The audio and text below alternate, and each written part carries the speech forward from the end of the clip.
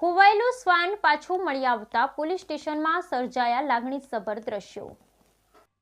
ખોવાયેલું શ્વાન પાછું મળી આવતા પોલીસ સ્ટેશનમાં સર્જાયા લાગણીસભર દ્રશ્યો। સુરતના પાંડેસરા વિસ્તારમાં રહેતા નયનાબેન દેસાઈનું શ્વાન રાત્રિના સમયે ઘરથી બહાર નીકળ્યું હતું। લાંબા સમય સુધી ઘરે પાછું ન આવતા તેમણે તેની શોધખોળ શરૂ કરી હતી। આખી રાત નયનાબેન અને તેમના દીકરાઓએ તેમના શ્વાનની શોધખોળ કરી હતી, પરંતુ તે મળી આવ્યો ન હતો। ત્યારબાદ નયનાબેનનો દીકરો જશ શ્વાનની ગુમ થવાની ફરિયાદ લઈ પોલીસ સ્ટેશન પહોંચ્યો હતો। ત્યાં એ ડોગ પોલીસ સ્ટેશનમાં જ હતું।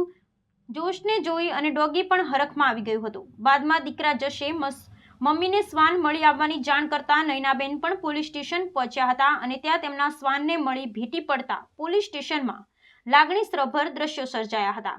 પાંડેસરા પોલીસે રાત્રિ પેટ્રોલિંગમાં હતી તે સમયે તેમને આ શ્વાન રસ્તામાં દેખાયું હતું।